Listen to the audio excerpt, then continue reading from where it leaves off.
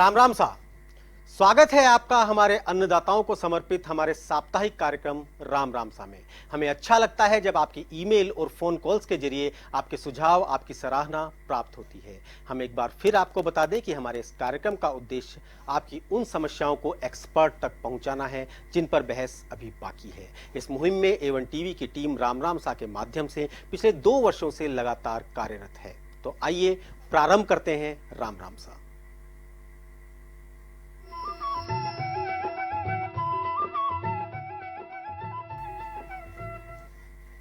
Tractor को किसान का सबसे सच्चा साथी माना जाता है। किसान चाहे खेत में कार्य कर रहा हो या किसी कमर्शियल कार्य में हो, ट्रैक्टर उसका सबसे बेहतर साथी होता है। यही कारण है कि ट्रैक्टर की बिक्री में हर वर्ष इजाफा होता जा रहा है और इसी सेल्स ग्राफ को देखकर हर वर्ष नई कंपनियां इस बाजार में उतर रही हैं।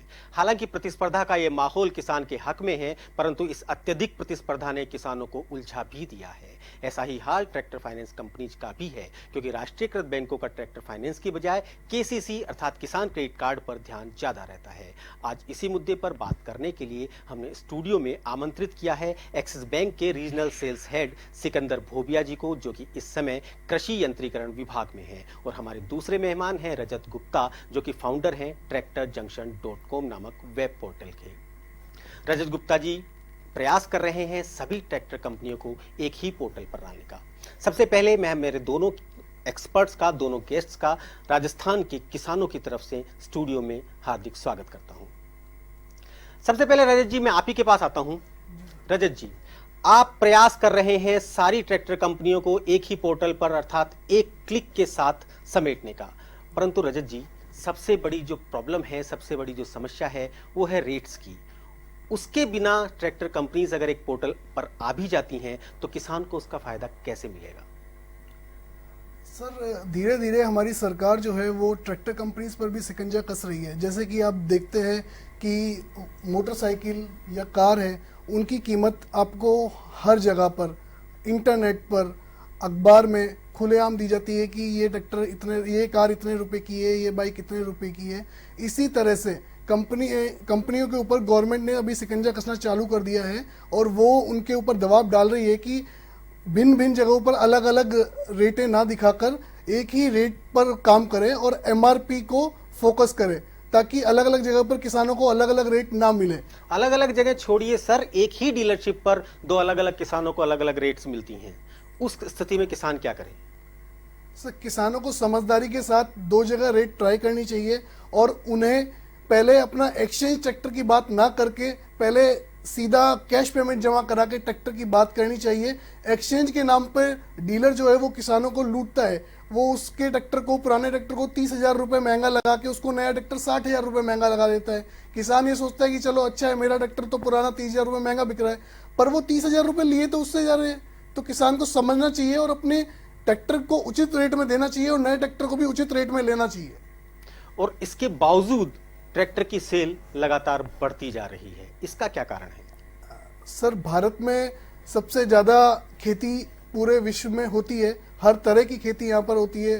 खेती के अलावा यहाँ पे खनिज पदार्थ, पत्थर, बजरी, इन सब में ट्रैक्टर का सबसे अधिक उपयोग लिया जाता है। और टाइम के साथ साथ इन सब का, जनसंख्या बढ़ने के साथ साथ इन सब संसाधनों का, ट्रैक्टर का, उनके इम्प्लीमेंट्स का उपयोग बढ़ता जा रहा है।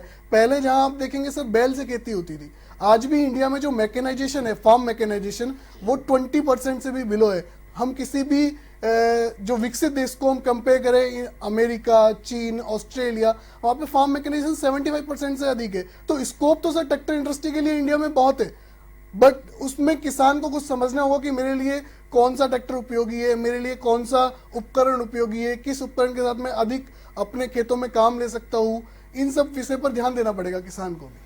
जी हाँ, हम आपको बता दें कि हिंदुस्तान में साल के लगभग 6 लाख ट्रैक्टर बिकते हैं और बात अगर राजस्थान की करें तो ये फिगर 60,000 से 70,000 के बीच में जाता है। और इसका एक कारण ये भी है कि ट्रैक्टर न केवल एग्रीकल्चर बल्कि कमर्शियल यूज में भी ज़्यादा आता है और यही कारण है कि आप खेत से लेकर एयरपोर्ट तक ट्रैक्टर्स को देख पाते हैं। इसी बीच हमारे साथ जुड़ गए हैं फोन लाइन पर हमारे एक किसान भाई सुमित पंचोली। सुमित जी, हाँ, राम राम सा। राम राम सा, कैसे हैं आप? बस बढ़िया सर। जी हाँ, पूछिए, अपना प्रश्न पूछिए। मैं सुमित बोल रहा हूँ सर। मैं ग्राम मकसूदनपुरा तहसील से बोल रहा था, जम्मू रामगढ़ से। जी हाँ। मेरा सवाल ये था कि जब हम कोई भी ट्रैक्टर कंपनी में जाते हैं, नया ट्रैक्टर खरीदने हैं हम्म। और हम पुराना ट्रैक्टर उसमें देते हैं जी हाँ। या उसमें बदलवाते हैं, एक्सचेंज कराते हैं, हम्म। तो कंपनियां मार्केट रेट से ज्यादा कैसे देती है पैसा उसमें, जबकि हम मार्केट में वैल्यू लगाते हैं तो कम ही मिलती है उसकी, 1.25 लाख का लाख रुपए ही मिलता है। जी हाँ सुमित जी, एग्जैक्टली इसी बात पर अभी हमारी चर्चा हो रही थी कि किस प्रकार से एक्सचेंज में कंपनी जो है पुराने ट्रैक्टर का बढ़ा हुआ मूल्य लगाती हैं, जो कि बाजार भाव से कहीं ज्यादा होता है। रजत जी, आप क्या बोलेंगे इस बात पर? सर नमस्कार जी। मैं एक ही बात आपसे कहना चाहता हूँ कि जो आपके ट्रैक्टर का कीमत 1.25 लाख रुपए से या 1.5 लाख रुपए लगा रहा है, जबकि आपके ट्रैक्टर की कीमत 1 लाख रुपए, तो आपको समझना चाहिए कि 50,000 रुपए अगर वो आपको एक्स्ट्रा दे रहे हैं तो वो किस लिए दे रहे हैं? वो अपनी जेब से तो कोई देगा नहीं। तेल तो तिलों से निकलना है, वो जेब से तो पैसे आपकी से ही लेंगे।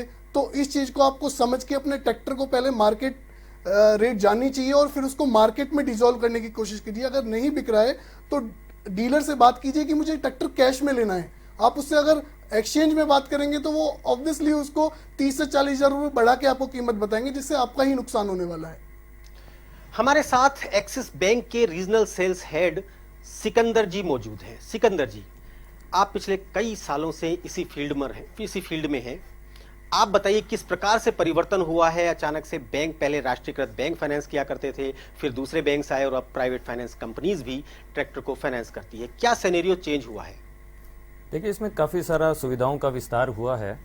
पहले ट्रैक्टर फाइनेंस को एक मतलब कंपलसरी काइंड ऑफ फंडिंग माना जाता था कि जिसमें बैंक्स थोड़ा सा उसको कम फाइनेंस करने की कोशिश किया करते थे कि उसके अंदर एनपीएस ज़्यादा थे, बैंक की रिकवरी प्रॉपर नहीं हो पाती थी।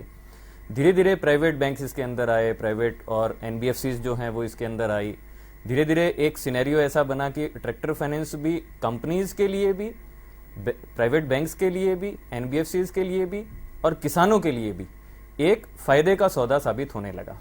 तो अभी आप पिछले वर्षों में देखेंगे, अगर पिछले आप 10 वर्षों का ग्राफ उठा करके देख लेंगे तो प्राइवेट कंपनीज का और प्राइवेट बैंक्स का जो शेयर है वो ट्रैक्टर फाइनेंस का जो मार्केट है इसमें साल दर साल, महीना दर महीना बढ़ता रहा है और जो आज के दिन काफ़ी ज़्यादा बढ़ गया है।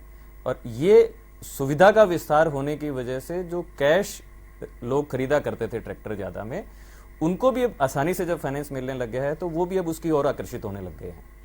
परंतु सिकंदर जी, क्या कारण है कि अभी भी किसान प्रयास करते हैं कि उन्हें प्राइवेट फाइनेंस की बजाय राष्ट्रीयकृत बैंक से लोन मिल जाए?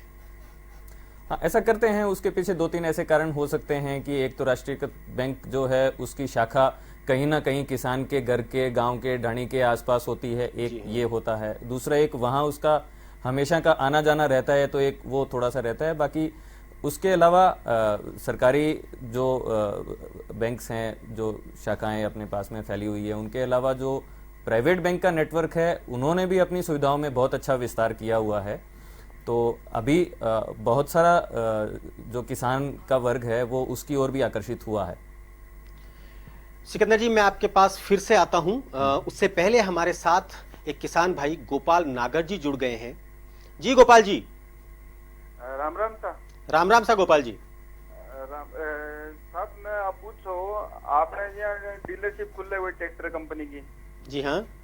हमारे शुरू को मैंने कही डीलरशिप कंपनियां खुले ट्रैक्टर की, तो कहेंगे रहे कि शुरू में तो मैं खोल रेडिया है, फिर थोड़ा दिन ट्रैक्टर बेच ले, फिर थोड़ा दिन बाद में ताड़ो लगा डाल दे।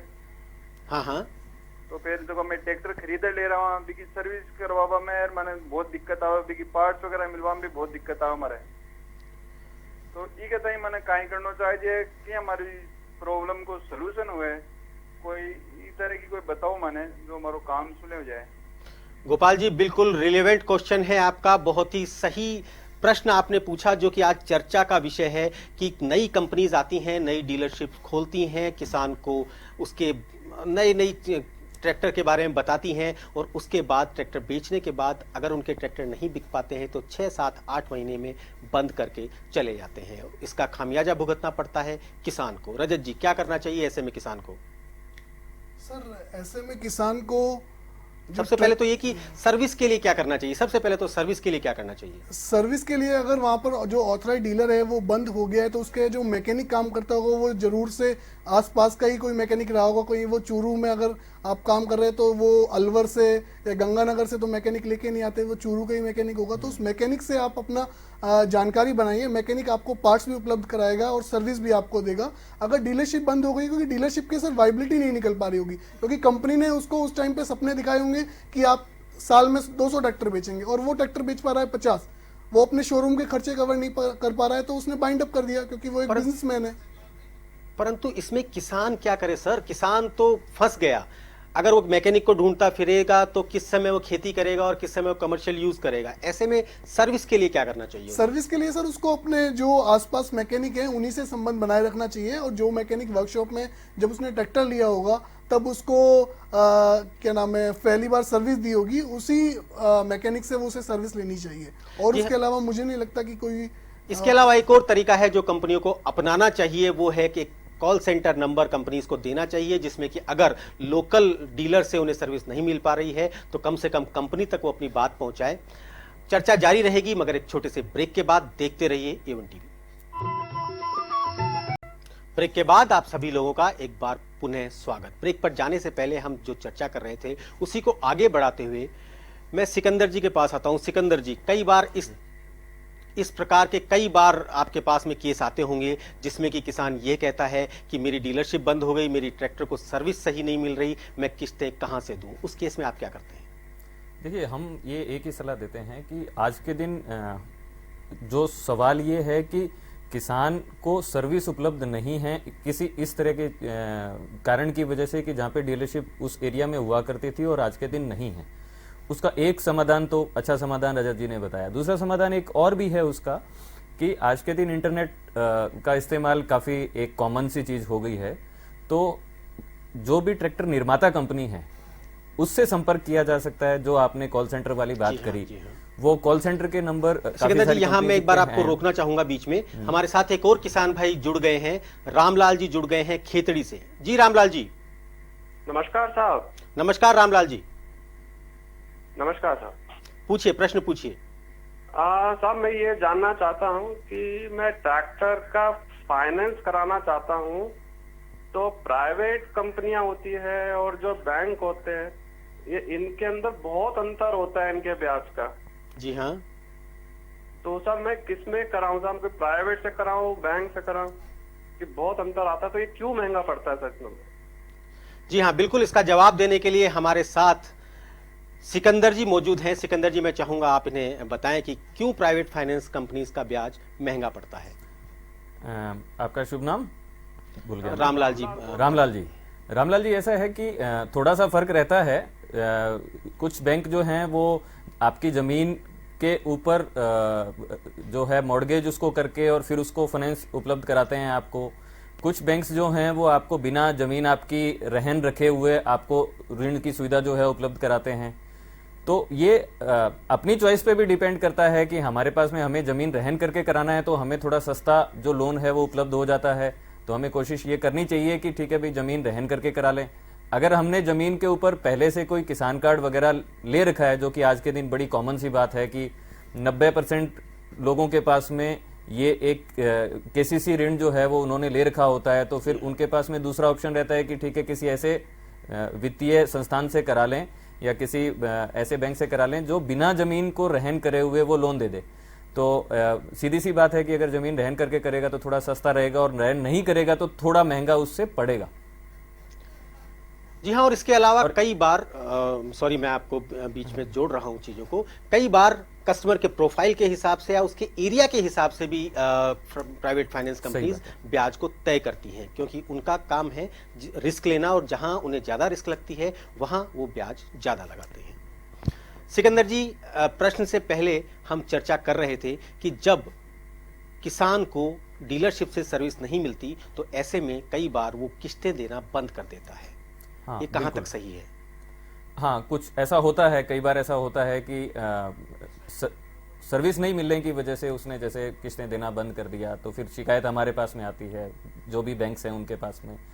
फॉर बैंक जो हैं वो जो निर्माता कंपनी है उनसे संपर्क करते हैं, डीलर से संपर्क करते हैं, किसी नज़दीकी डीलर से संपर्क करते हैं। अगर डीलर बंद हो गया तो नज़दीकी डीलर से संपर्क करेंगे, और अगर वो डीलर वहीं पे है, काम कर रहा है, तो उससे जो भी उनका आपस का कोई विवाद है तो उसको सुलझाने की भी कोशिश करते हैं, निर्माता कंपनी को साथ में लेते हैं। तो बहुत सारे जो केस होते हैं उनके अंदर ऐसी समस्या जो होती है उसका निपटारा कर लिया जाता है, उसमें ज़्यादा समस्या नहीं आती। मिसअंडरस्टैंडिंग जो है वो एक समस्या होती है, बाकी कोई ज़्यादा समस्या वाली बात नहीं होती है। जी हाँ, जैसा कि आप सभी जानते हैं, आज राम राम सा में चर्चा का विषय है ट्रैक्टर और उस पर उपलब्ध फाइनेंस। आप भी अपना कोई सवाल, अपना कोई प्रश्न स्क्रीन पर दिए गए नंबर पर डायल करके सीधा हमसे पूछ सकते हैं। रजत जी, आपने सभी ट्रैक्टर कंपनीज को एक पोर्टल पे लाने का प्रयास किया, क्या सफलता मिली आपको और किस प्रकार का रेस्पॉन्स मिला इससे? सर, जब मैंने ये पोर्टल स्टार्ट किया था तो कई लोगों ने जो इंडस्ट्री में है उन्होंने मुझसे कहा कि आज की तारीख में देखा जाए तो गांवों में लाइट तो होती नहीं है और आप बात कर रहे हो किसान को ट्रैक्टर दिखाने की मोबाइल पर। तो मैंने उन्हें समझाया कि ऐसा नहीं है कि आज की तारीख में गाँव लोगों के पास इंटरनेट नहीं है। जो गांव है उसमें इंटरनेट बहुत ही तेज़ी से बढ़ रहा है, और जो हमारे नरेंद्र मोदी जी का सपना है डिजिटल इंडिया, उसके अनुसार 2019 तक भारत में करीब 70 करोड़ लोगों के पास इंटरनेट पहुंच चुका होगा, जिनमें से करीब 45 करोड़ लोग जो है वो गांव या रूरल एरिया से बिलोंग कर रहे होंगे। तो अभी की तारीख में हम देखें तो सर 1 लाख लोग से ऊपर हमारी वेबसाइट को देखने वाले लोग हैं, जो कि 1 महीने में हो जाते हैं। करीब अर्थात रेस्पॉन्स आपको अच्छा मिल रहा है, लोग पहुंच रहे हैं। इसी बीच हमारे साथ योगेंद्र जी जुड़ गए हैं कोटा से। जी योगेंद्र जी। योगेंद्र जी, सुन पा रहे हैं आप मुझे? जी जी सुनील जी। जी हाँ, बताइए, प्रश्न पूछिए अपना। सुनील जी, मेरा प्रश्न ये था कि जो छोटे ट्रैक्टर्स होते हैं क्या उस पर सब्सिडी मिलनी चाहिए या नहीं मिलनी चाहिए? जी हाँ, बिल्कुल रजत जी। छोटे ट्रैक्टर का मतलब है 20 एचपी के आसपास के जो ट्रैक्टर्स हैं, जो आजकल बागवानी में काम आते हैं, और खासकर हाड़ौती क्षेत्र में जहाँ संतरे वगैरह के बाग हैं वहाँ इस तरह के ट्रैक्टर ज़्यादा काम आते हैं। तो क्या इस पर किसी तरह की सब्सिडी उपलब्ध है? सर, राजस्थान में देखा जाए तो इस ट्रैक्टर्स पर किसी तरह की सब्सिडी उपलब्ध नहीं है, बट हम किसी और राज्य की बात करें जैसे तेलंगाना और आंध्र प्रदेश है, वहाँ पर 30 से 40% सब्सिडी जो छोटे ट्रैक्टर्स है जो बागवानी के लिए काम में लिए जाते हैं उन पर अवेलेबल है आज की तारीख में। पर राजस्थान में इस तरह की कोई सुविधा उपलब्ध नहीं है। क्या कारण हो सकता है इसका? सरकार इसके ऊपर सर अभी इतना ध्यान दे नहीं रही, क्योंकि राजस्थान में ट्रैक्टर्स की बिक्री बढ़ रही है, लोग ट्रैक्टर खरीद रहे हैं। अगर गवर्नमेंट को लगेगा या सरकार को लगेगा कि ट्रैक्टर्स अभी तक लोगों के पास नहीं पहुंच पा रहे, सरकार ने ट्रैक्टर्स पर सब्सिडी देने की जगह एक नई चीज अभी चालू की है राजस्थान में, रेंट पर ट्रैक्टर देना। उन्होंने कई कंपनियां जैसे कि टैफे और बाकी सारी कंपनियों से मिलके एग्रीमेंट साइन किया है, जिसमें तहसील लेवल पर अब सेंटर खोले जाएंगे जहां से आपको ट्रैक्टर रेंट पर दिया जा सकता है। उस पर गवर्नमेंट ने सब्सिडी अवेलेबल कराई है। ये भी एक अच्छी सुविधा है किसानों के लिए। जो किसान ट्रैक्टर खरीद नहीं सकते, वे किराए पर लेकर अर्थात रेंट पर लेकर अपना काम चला सकते हैं। इसी बीच वक्त है एक छोटे से ब्रेक का, कहीं जाइएगा नहीं, हम जल्द हाजिर होंगे। देखते रहिए A1 टीवी।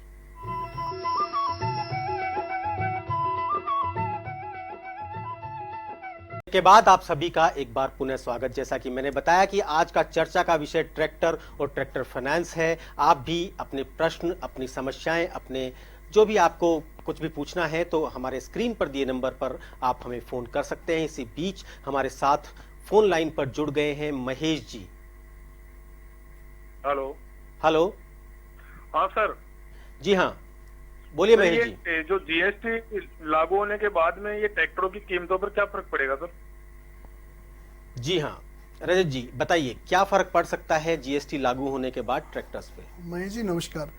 जीएसटी लागू होने के बाद राजस्थान की अगर हम बात करें तो ट्रैक्टर्स की रेट पर कुछ ज़्यादा फर्क नहीं है। 5 से 10,000 रुपए का फर्क पड़ा है। कुछ कंपनियों ने 10,000 रेट बढ़ाई है, कुछ ने 5,000, मतलब 0.5 से 1% का फर्क जो है वो ट्रैक्टर्स की कीमत पर पड़ा है राजस्थान में। पर अगर हम दूसरे राज्य जैसे हरियाणा, जहाँ पर पहले वेट जो है वो कम थे, वहाँ पर ट्रैक्टर की कीमत ज़्यादा बढ़ गई है। राजस्थान में इतनी नहीं बढ़ी है। यहाँ अर्थात ट्रैक्टर्स पर 5 से 7 हजार रुपया बढ़ा है, लेकिन अगर इसके उलट स्पेयर पार्ट्स की बात करें तो उस पर जीएसटी कम हुआ है। सिकंदर जी, जब हम ब्रेक से पहले आपसे चर्चा कर रहे थे, फाइनेंस का सिनेरियो बदल रहा है, लोगों को रीपे की आदत पड़ रही है, और राजस्थान तो वैसे भी एक ऐसा स्टेट है जहां लोगों को आदत है समय पर ऋण चुकाने की। मैं एक बार फिर आपको प्रश्न को बीच में रोकूंगा क्योंकि रामलाल जी हमारे साथ फोन पर जुड़ गए हैं। जी रामलाल जी, हेलो, ये पूछ लो क्या? हेलो, अच्छा ये पूछ लो। हेलो,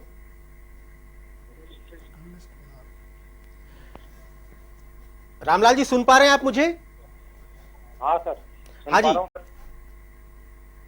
हेलो हाँ जी, पूछिए, प्रश्न पूछिए। सर, मैं ये जानना चाहता हूँ क्या प्राइवेट फाइनेंस कंपनी भी जमीन के कागज के नाम पे चढ़ाती है लोन? जी दोबारा पूछिए, समझ नहीं पा रहे हैं हम। सर, मैं जानना चाहता हूँ क्या प्राइवेट फाइनेंस कंपनी भी जमीन के कागज पे लोन देती है? ठीक है, ठीक है, आपका प्रश्न सिकंदर जी, शायद इनका प्रश्न ये है कि क्या प्राइवेट फाइनेंस कंपनी भी जमीन को रहन रख के लोन देती है, बताइए। एनबीएफसी जो भी है, नॉन बैंकिंग फाइनेंशियल कॉरपोरेशन जो भी रहती हैं, वो आपके जमीन को गिरवी रख करके लोन नहीं देती है। जो भी बैंक है वो आपकी जमीन को गिरवी रख करके उसके ऊपर लोन दे सकता है। जो नॉन बैंकिंग फाइनेंस कंपनीज हैं, गैर वित्तीय संस्थान जो हैं, उनको ये अधिकार नहीं होता है। जी हाँ, वो आपकी आरसी पर अपना हाइपोथिकेशन चढ़ाते हैं, और जिस तरह से बाकी private finance company tracks cars और बाइक को फाइनेंस करती हैं, ठीक उसी प्रकार ये फाइनेंस कंपनी ट्रैक्टर्स को फाइनेंस करती हैं। और क्या फर्क है बैंक और फाइनेंस कंपनी में, सिकंदर जी कृपया आप प्रकाश डालिए। बैंक और फाइनेंस कंपनी में जो मुख्य अंतर है वो इस तरह का रहता है कि किसी भी बैंक के साथ में अगर आपने फाइनेंस ले रखा है तो उसकी और जो दूसरी सुविधाएं जो बैंकिंग से संबंधित है वो आपको और एड ऑन उसके साथ जा सकते हैं। और बैंक और एनबीएफसी के मुकाबले में ये थोड़ा सा उनके लिए मुश्किल हो जाता है कि ठीक है, वो बाकी दूसरी समस्याएं जैसे बचत खाता है, वो करंट अकाउंट है, उस तरह की सुविधाएं वो नहीं दे पाते हैं। वो सिर्फ आपको लोन्स और उस तरह की चीज ही प्रोवाइड कर सकते हैं। तो ये एक मुख्य फर्क रह जाता है। एक और चीज है जो किसानों को भ्रांति रहती है, वो ये कि बैंक जो होती है उसमें आपको जो किस्तें हैं वो 6 महीने के अंतराल पे जमा करानी पड़ती है, और जो एनबीएफसी हैं उनमें महीने की महीने किस्तें जमा करानी पड़ती है। क्या ये सही है? हाँ, ये काफी हद तक सही है। हालांकि ये एक सुविधा की तरह है कि आपको छठे महीने की किस्त मिल रही है। छमाही किसान का कहीं ना कहीं, भले ही वो खेती में पूरा काम में ले रहा है या आधा ट्रैक्टर खेती के लिए काम में ले रहा है, साल में 6 महीने 8 महीने ट्रैक्टर जब खाली रहता है तो उसको किसी दूसरे काम में ले रहा है, तो उसको कहीं ना कहीं से इनकम आती है, और वो इनकम भी कहीं ना कहीं खेती से ही लिंक होती है। तो उसका जो पैसा है वो छठे महीने से ही आना होता है बहुत सारे केसेस में। तो बैंक्स में ज्यादातर ये सुविधा उपलब्ध रहती है कि वो छठे महीने दे दे। हालांकि जो भी एनबीएफसीज हैं वो भी छठे महीने की किस्त देती है, ऐसा नहीं है, ये एक भ्रांति की तरह नहीं लेना चाहिए। हाँ, थोड़ा सा शायद उनका ये ऐसा रहता है कि वो लोग तीसरे महीने या महीने की महीने किस्त के ऊपर ज्यादा कोशिश करते हैं कि ज्यादा से ज्यादा किसान शायद उसके अंदर आ जाएं, और किसान को टोटल ब्याज जो होता है वो फिर महीने के महीने या तीसरे महीने में कम ही पड़ता है। अगर आप गुणा भाग करके देखें अपना 5 साल का, 6 साल का, 7 साल का जो भी आप लोन लेना चाहते हैं, तो उसमें अगर आप महीने के महीने चुकाते हैं और चुका पाने में सक्षम हैं, तो आपका जो टोटल ब्याज है जो आप उसके ऊपर मूलधन के ऊपर दे रहे हैं, तो वो आपको कम ही पड़ता है। तो वो भी एक अच्छा ऑप्शन रहता है अगर आप उस पैसे को महीने के महीने में या तीसरे महीने में चुका पाते हैं। तो सिकंदर जी, किस प्रकार से रहता है जो इंस्टॉलमेंट होती है या ब्याज जिस प्रकार से कैलकुलेट करते हैं बैंक में और एनबीएफसी में, ब्याज के कैलकुलेशन का, या जो कहते हैं कि ब्याज बात करता है रिड्यूसिंग रेट पर और एनबीएफसी बात करती है फ्लैट रेट पर, ये किसानों को हम समझाना चाहते हैं कि इन दोनों में फर्क क्या है? देखिए, ये एक कैलकुलेशन का तरीका हो सकता है। जो भी सब कुछ चलता है वो रिड्यूसिंग रेट पे ही चलता है। फ्लैट रेट, अब क्योंकि रिड्यूसिंग रेट जो है वो एक जो लेमैन है, जो किसान है, उसके वो भाषा समझ में नहीं आ पाती है, इसलिए कहीं ना कहीं जमीनी स्तर पे उसको फ्लैट रेट को काम में लिया जाता है। भले वो किसी वित्तीय संस्थान का कोई अधिकारी हो या कोई किसान हो या डीलर हो, वो उस रेट में ज्यादा समझता है। पर एक फ्लैट रेट की एक कहीं ना कहीं फिक्स एक रिड्यूसिंग रेट रहती है। बैंक्स और वित्तीय संस्थान जो है वो रिड्यूसिंग रेट को ही टारगेट करते हैं कि ये फंड इस रेट का फंड है और इसको हमको इस रेट के ऊपर लैंड करना है। तो ये एक सिर्फ समझने का फेर है, बाकी इनमें ऐसा कोई फर्क नहीं है। जो फ्लैट रेट है वो किसान को ज्यादा अच्छे से उसका कैलकुलेशन समझ में आ जाता है, यही फर्क है। रजत जी, आप अपने पोर्टल पर आने वाली इंक्वायरीज को किस प्रकार उन्हें हल करते हैं? मतलब कि अगर कोई व्यक्ति किसी गांव में, मान लीजिए गंगानगर के किसी गांव से आपको फोन करता है और कहता है कि मुझे ये ट्रैक्टर चाहिए, तो आप उसे किस प्रकार से प्रोवाइड करवा सकते हैं? अगर हमारे पास कोई भी फ़ोन आता है या इंक्वायरी जनरेट होती है तो सबसे पहले हम उन्हें फ़ोन करके धन्यवाद देते कि वो हमारे पोर्टल के साथ जुड़े, और उसके बाद हम उनसे पूछते कि वो क्या हमसे जानकारी चाहते हैं। अगर वो ट्रैक्टर लेना चाहते हैं तो हम उनकी इंक्वायरी को अपने यहाँ पे दर्ज करके उनका एक कस्टमर नंबर जनरेट करके जिस भी कंपनी का ट्रैक्टर वो लेना चाहते हैं उस कंपनी से उनका संपर्क करा देते हैं ताकि वो सही जगह पहुँच सके। उनको गांव में वो बैठे हुए हैं, उनको पता नहीं होता कि गंगानगर के अंदर ट्रैक्टर की डीलरशिप है या नहीं है, या उसके पास में किसी इलाके में है, तो वो सीधा कंपनी से संपर्क कर लेते हैं। कंपनी उनसे संपर्क करके उनको ट्रैक्टर प्रोवाइड कराती है। अर्थात आपके पास जो इंक्वायरी आती है उसे आप कंपनी या डीलरशिप तक फॉरवर्ड करते हैं? जी सर, डीलर अगर वहाँ पर अवेलेबल है तो हम डीलर के पास सबसे पहले कांटेक्ट करते हैं। अगर डीलर वहाँ पर नहीं है तो फिर हम कंपनी को वो इंक्वायरी देते हैं। बहरोड से संदीप जी हमारे साथ जुड़ गए हैं। जी संदीप जी।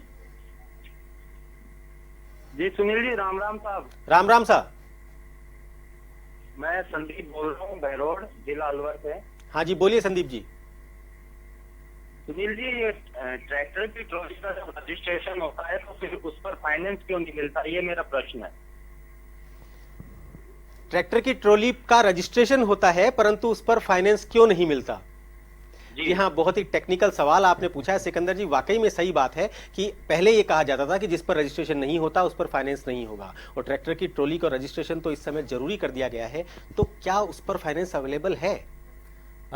इस पर मैं ये कहना चाहूंगा कि ट्रैक्टर की ट्रॉली जो है इसके ऊपर पहले फाइनेंस ज्यादा इसलिए नहीं हुआ करता था क्योंकि रजिस्ट्रेशन नहीं है उसका। तो अगर bank in case of default अगर वो बैंक वापस लेकर के आता है तो बैंक के पास में कोई नंबर नहीं है उसका, क्योंकि ट्रॉली के ऊपर कोई चेसिस नंबर नहीं है या कोई रजिस्ट्रेशन नंबर नहीं है।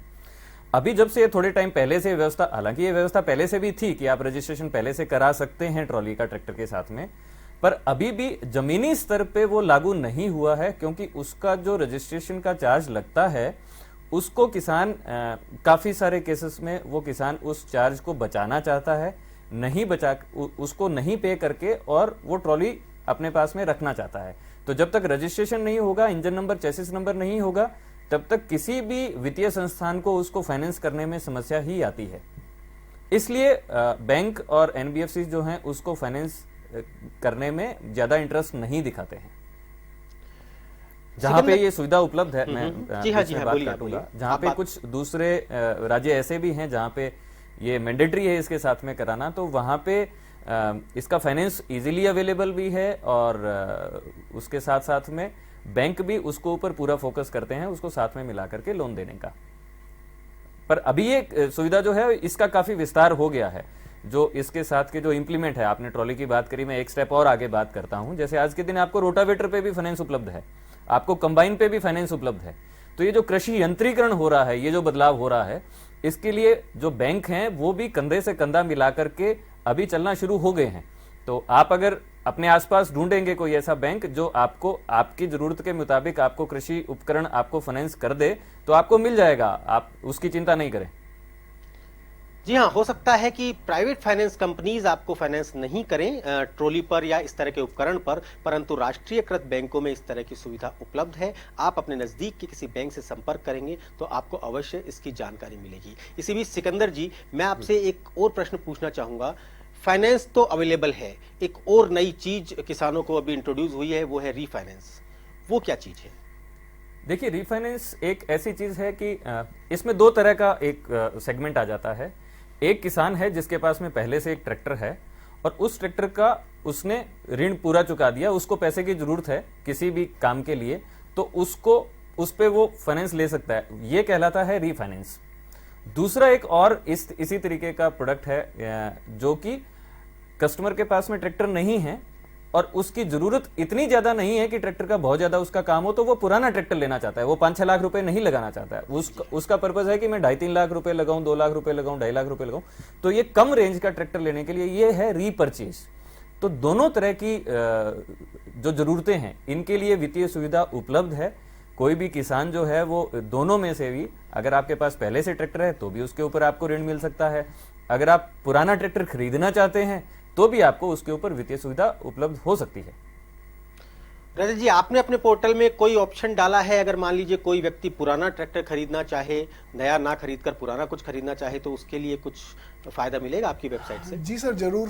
क्योंकि पुराना ट्रैक्टर मार्केट आज की तारीख में देखें तो हम नए ट्रैक्टर से भी ज़्यादा तेज़ी से बढ़ रहा है, क्योंकि ट्रैक्टर्स जो अवेलेबल है उन्हें अगर वो यूज़र यूज़ नहीं करना चाहता है तो वो हमारे पोर्टल से जुड़ के अपने ट्रैक्टर को हमारी वेबसाइट पर डाल सकता है बेचने के लिए। वो वहाँ पर उसका डिस्क्रिप्शन यानी कि जानकारी डालकर कि वो कौन सा मॉडल है, कितने उसके टायर है, कंडीशन क्या है, इंजन किस तरह का है, नंबर उसका कहाँ का है और वो कितने पैसे चाहता है, वो ये सारी जानकारी डालकर वहाँ पर सबमिट अगर करेगा तो उसका एडवर्टीजमेंट एक तरह का है जो हमारी वेबसाइट पर दिखने लग जाएगा। इसकी कोई हम कीमत नहीं ले रहे हैं, और जो भी किसान भाई वो ट्रैक्टर खरीदना चाहता है वो वहाँ पर उस ट्रैक्टर को देखकर अगर खरीदने का इच्छुक है तो वहाँ से जिन्होंने ये ट्रैक्टर डाला है उनकी जानकारी लेकर उनसे सीधा संपर्क कर सकते हैं कि मैं इसकी इतनी कीमत दे सकता हूँ और उस ट्रैक्टर को वहाँ से खरीद सकते हैं। जी हाँ, और अगर इस तरह की चीजें सक्सेस हो जाती हैं तो डेफिनेटली डीलर्स का जो एक्सचेंज वाला जगलिंग है उससे किसानों को जरूर फायदा मिलेगा, क्योंकि जब किसान के पास एक ऐसा प्लेटफॉर्म उपलब्ध होगा कि वो अपने पुराने ट्रैक्टर को बेच सकता है या कोई दूसरा किसान किसी पुराने ट्रैक्टर को खरीद सकता है, तो निश्चित तौर पर उसे कहीं ना कहीं फायदा होगा। उमेश शर्मा जी कोटा से हमारे साथ जुड़ गए हैं। उमेश जी, राम राम सा सुनील सर। राम राम सा। राम सुनील सर, मुझे बताओ कि हम नया ट्रैक्टर लेते हैं। हेलो जी हाँ, पूछिए, सवाल पूछिए अपना, हम सुन रहे हैं आपको। जी, हम किसान नया ट्रैक्टर लेते हैं तो आजकल ये जो ट्रैक्टर ट्रैक्शन वाले भैया जी बैठे हैं तो इन्होंने कहा कि आजकल के 40 HP और 50 HP के जो ट्रैक्टर होते हैं जी हाँ, उनमें काफी अंतर है, और पर अभी नए जो आए हैं 55-60 HP वाले, उनमें डीजल की जो खपत होती है उसमें कम क्या डिफरेंस होता है? जी हाँ, उमेश जी, आप शायद ये पूछना चाह रहे हैं कि जो मार्केट है वो लोअर सेगमेंट से हायर सेगमेंट HP सेगमेंट की तरफ बढ़ रहा है, तो उसमें डीजल की खपत का क्या फर्क होता है? हाँ जी। जी हाँ रजत जी, आप बताइए। सर, जैसे हम देखें कि अगर 42 HP का कोई ट्रैक्टर है, उसके साथ किसान को रोटावेटर चलाना है तो वो 6 फुट का रोटावेटर काम में लेगा। 6 फुट के रोटावेटर के साथ मान लीजिए उसको 1 लीटर का एवरेज निकलेगा। पर अगर वो उसी ट्रैक्टर के जगह पर 55 हॉर्स पावर का ट्रैक्टर वो काम में ले रहा है, 55 हॉर्स पावर के ट्रैक्टर के साथ वो 7 फीट का रोटावेटर काम में ले सकता है, तो 7 फीट के रोटावेटर के साथ वो ज़्यादा काम अगर कर रहा है तो वो डीजल भी ज़्यादा लेगा। ऐसा नहीं है कि कोई ट्रैक्टर डीजल ज़्यादा ले रहा है या कम ले रहा है, अगर वो अलग अलग हॉर्स पावर का है। बड़ा ट्रैक्टर है तो ज़्यादा काम करेगा तो ज़्यादा वो डीजल लेगा, इसमें परेशानी वाली कोई बात नहीं है।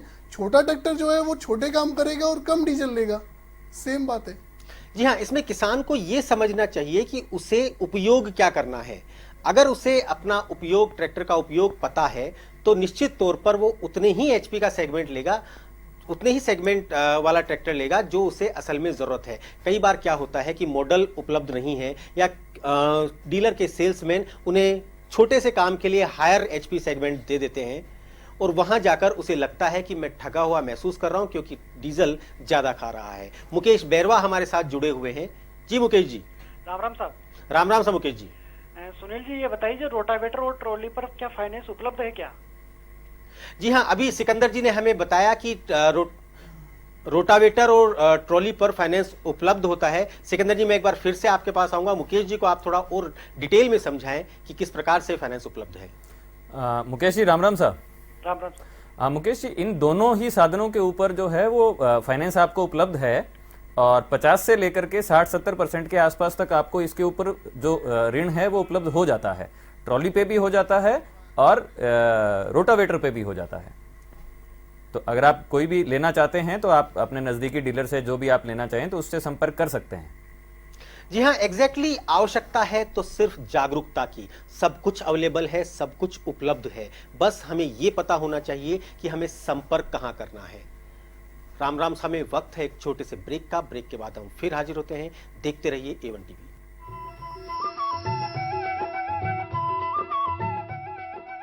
ब्रेक के बाद राम राम सामे आप सभी का एक बार पुनः स्वागत। ब्रेक पर जाने से पहले हमें एक किसान भाई ने प्रश्न पूछा कि सेगमेंट वाइज किस तरह से ट्रैक्टर को उपयोग में लाना चाहिए। सिकंदर जी, कई बार जैसा कि मैंने ब्रेक पर जाने से पहले आपको बताया कि कई बार डीलर के सेल्समैन जो होते हैं वो एक ऐसे किसान को जिसे असल में 35 HP के ट्रैक्टर की आवश्यकता है उसे 45 HP का ट्रैक्टर दे देते हैं। मान लीजिए उसे पानी के टैंकर में चलाना है और वो उसकी इंस्टॉलमेंट ही नहीं भर पाता क्योंकि उतनी उसकी वायबिलिटी ही नहीं है, उतना वो पैसा कमा ही नहीं पा रहा।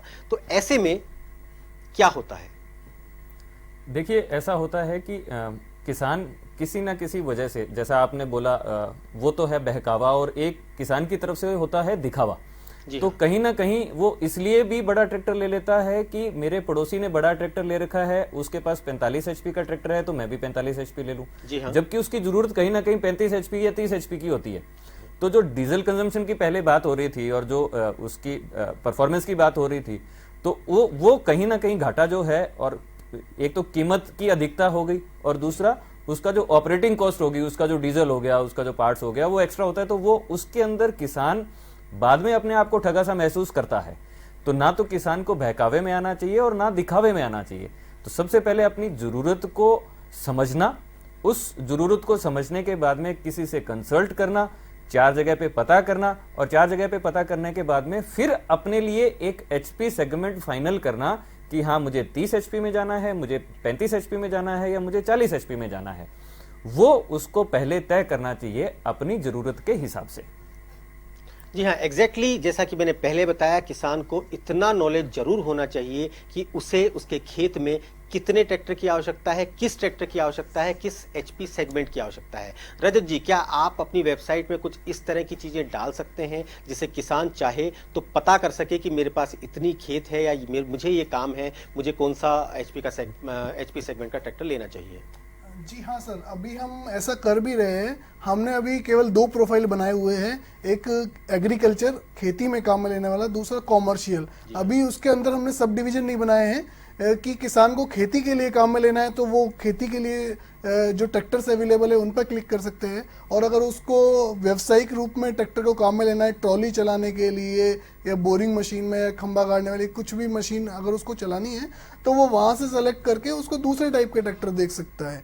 जल्दी ही हम इसमें आगे कैलकुलेशन के लिए कि उसके पास 8 बीघा जमीन है तो उसको कितने हॉर्स पावर का ट्रैक्टर अच्छा रहेगा, उसको वाटर टैंकर अगर पानी का टैंकर चलाना है तो कितना हॉर्स पावर का ट्रैक्टर उसके लिए अच्छा रहेगा, उसको बड़ा जैसे कि स्ट्रॉ रीपर और रोटावेटर उसको चलाना है 7 फुट का तो कितना HP का ट्रैक्टर उसको सूट करेगा या उसके लिए अच्छा रहेगा। इसके ऊपर हम काम कर रहे हैं और जल्दी हम ये अपने वेबसाइट पर लेकर आएंगे। रजत जी, हमारे साथ नोखा बीकानेर से सुंदरलाल जी जुड़ गए हैं। जी सुंदरलाल जी। सर, मेरा प्रश्न ये है कि मान लो हम कोई फाइनेंस कराएं तो फाइनेंस कंपनी से ले या बैंक से लोन ले, कौन सा रहेगा इनमें से?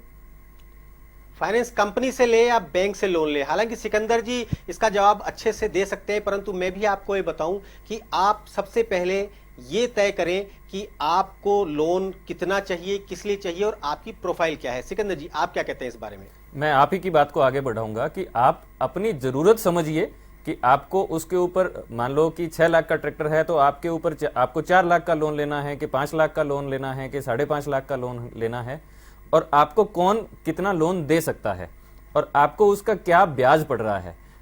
फाइनेंस कंपनी है या बैंक है, वो एक आपके लिए मेरे ख्याल से एक अलग मुद्दा हो गया अपने आप के अंदर। तो आपको पहले तो ये पता जरूर कर लेना चाहिए कि आपको जो भी जिससे भी ले रहे हैं, भले बैंक से ले रहे हैं, फाइनेंस कंपनी से ले रहे हैं, आपको किस दर के ऊपर और कितना लोन बन रहा है और आपकी जरूरत के मुताबिक आपको किश्तों का जो है निस्तारण वो दिया जा रहा है क्या। तो मेरे ख्याल से इसके ऊपर आपको ज्यादा फोकस करना चाहिए।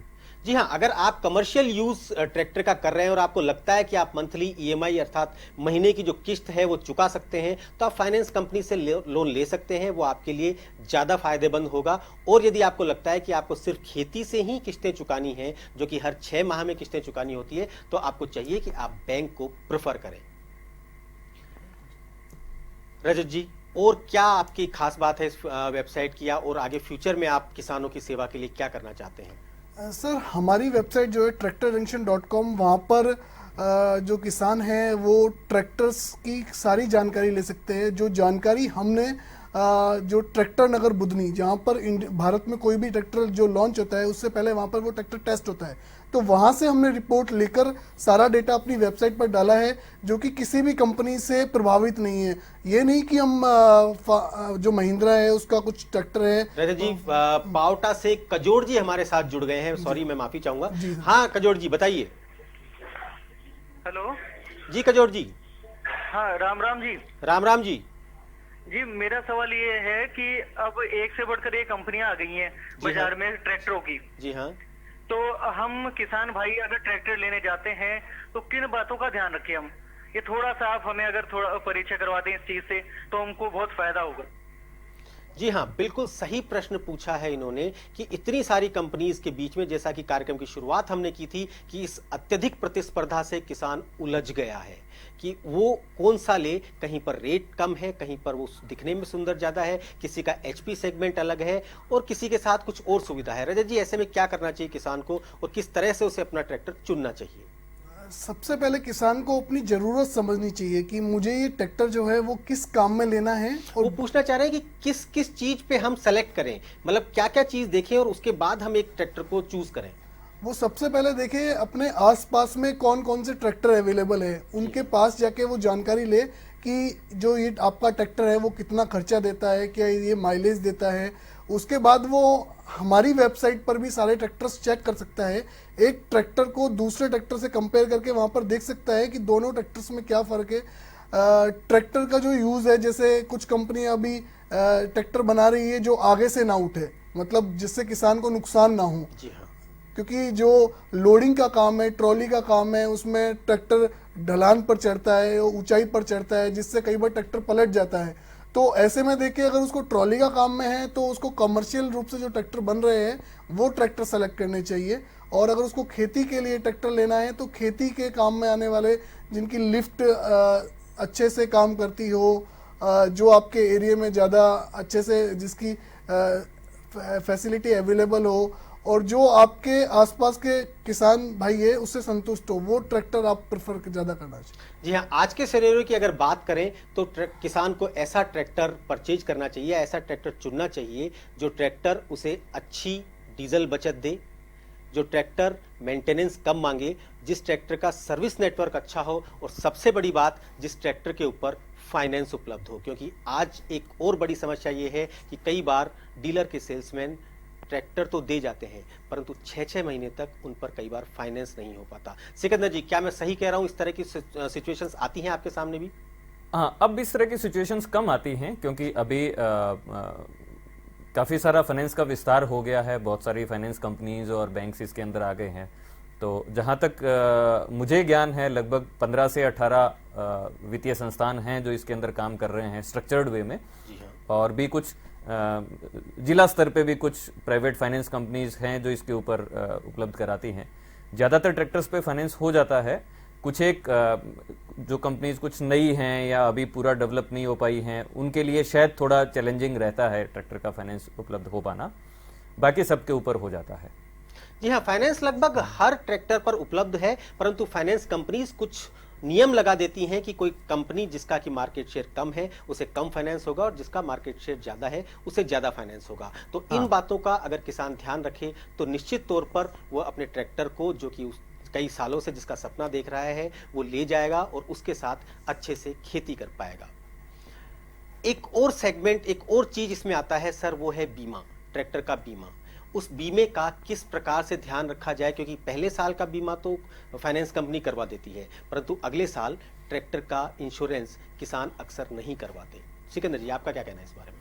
ट्रैक्टर के बीमा से संबंधित मैं यही कहना चाहूंगा कि पहली बार जो ट्रैक्टर फाइनेंस होता है तब जरूर कराते हैं, और वो भी उसमें ज्यादा इस वजह से करा लेते हैं क्योंकि कराना पड़ता है। जी हाँ। तो किसान को अपनी आज के दिन ये सोच बदलनी चाहिए, इसको बाध्यता नहीं मानते हुए इसको जरूरत समझ करके ही कराना चाहिए, और साल दर साल उसको रिन्यू भी करा देना चाहिए।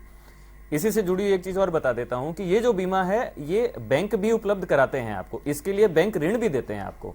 इसके लिए अगर आपको 3-3 साल का भी कराना है तो 2-2 3-3 साल का बीमा भी आपका बैंक जो है वो फाइनेंस कर देते हैं कि आप 3 साल का बीमा एडवांस में करा लीजिए, और उसके साथ ही साथ आपका जो लोन आप ले रहे हैं उसका बीमा भी उपलब्ध है कि अगर आपको किसी न किसी भविष्य में किसी न किसी कारण से अगर कोई मिसहैपनिंग हो जाती है, जीवन रक्षक कोई चीज दिक्कत आ जाती है, तो वो जो ऋण है वो भी चुकता हो जाता है। जी हाँ, आपका लोन का भी बीमा एक्चुअली हो जाता है, जिससे कि आपको अगर कोई परेशानी हो, कोई दिक्कत हो, तो आपका लोन पूरा चुकाया जा सके। पृथ्वीराज जी इस समय हमारे साथ जुड़ गए हैं।